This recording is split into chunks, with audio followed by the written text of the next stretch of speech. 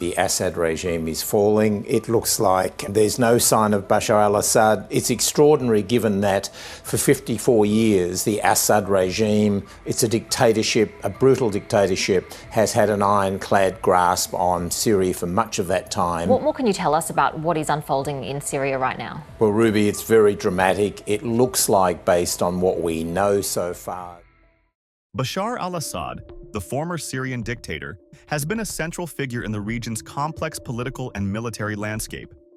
His rise to power and brutal regime have made him one of the most controversial figures of the 21st century. Throughout his reign, Assad's actions were shaped by his father's legacy, which was built on a foundation of violent repression and control. In the years before his ascent, Bashar was not originally in line to take over Syria's leadership.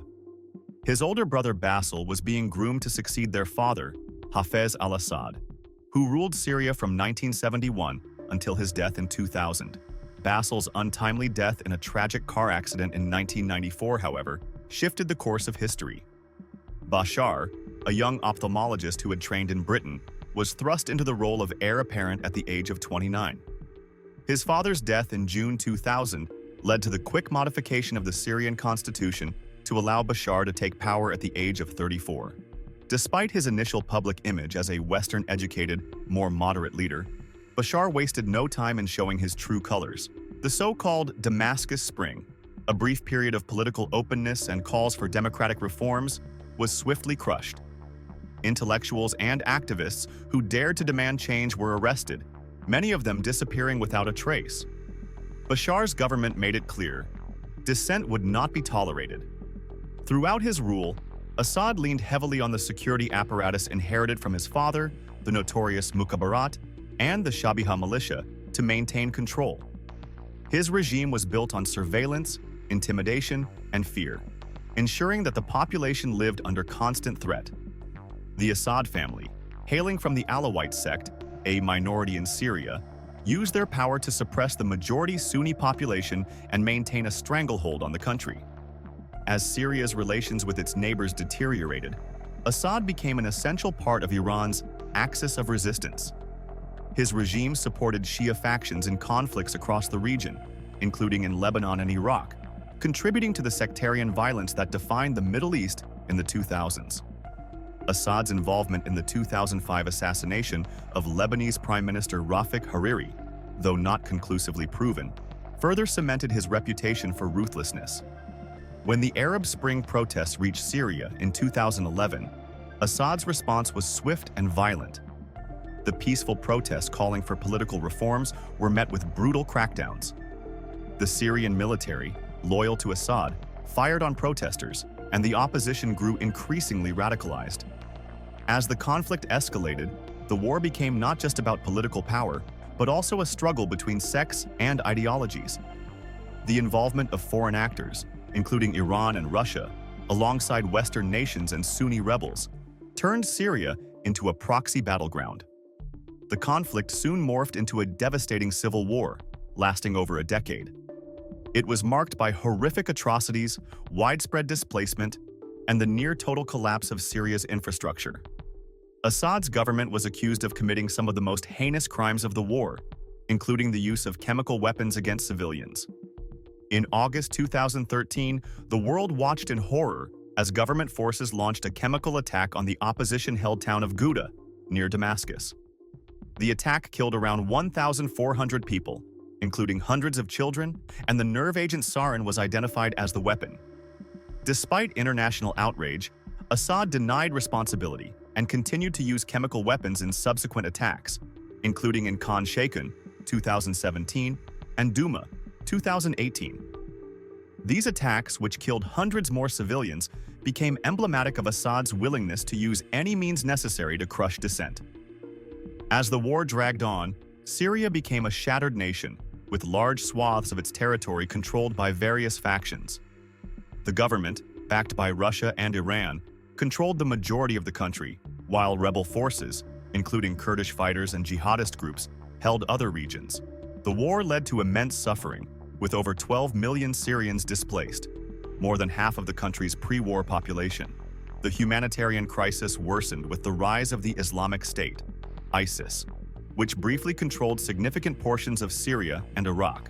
Although ISIS was largely defeated by 2018, the damage was done. The war had created a power vacuum in many parts of the country, and Assad's regime was left with a broken economy, decimated infrastructure, and a population deeply scarred by years of conflict. The violence also gave rise to a new generation of Syrian refugees. Over 5 million Syrians fled the country, many seeking refuge in neighboring countries like Turkey, Lebanon, and Jordan. The massive refugee crisis placed immense pressure on these countries, especially Turkey, which hosted the largest number of Syrian refugees. In 2024, debates over the repatriation of refugees were heated, with some governments calling for their return to Syria, despite the dangers of doing so. For many, returning to a country under Assad's rule meant facing detention, torture, or death. One of the most enduring legacies of Bashar al-Assad's rule is his use of torture and death as tools of governance. The infamous prisons of Syria became symbols of the regime's brutality, with detainees subjected to unimaginable suffering.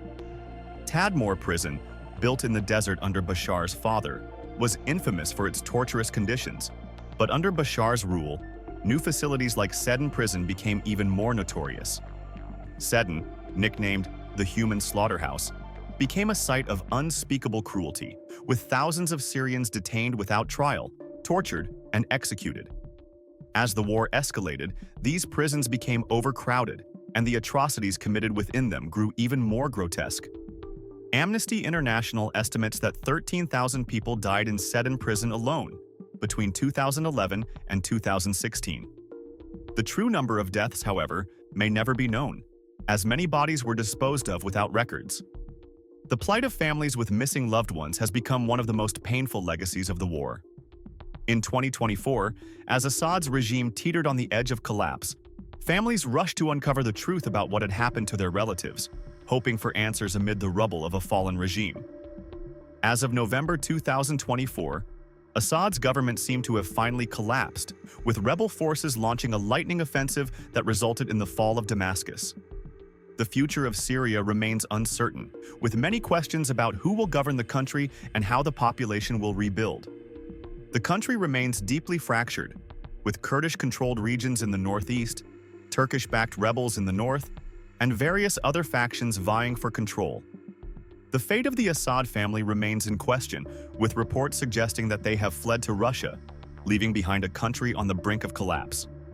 As the world watches Syria's uncertain future, one thing is clear: the legacy of Bashar al-Assad's rule will continue to haunt the country for generations to come. The war he waged, the atrocities he committed, and the devastation his regime inflicted on Syria's people have left scars that may never heal. The question of whether life under a brutal dictator was preferable to the instability that may follow remains a point of contention for many. For Syrians who lived under Assad's reign, however, the answer is likely clear. Life under Bashar al-Assad was bad, and it was really, really bad.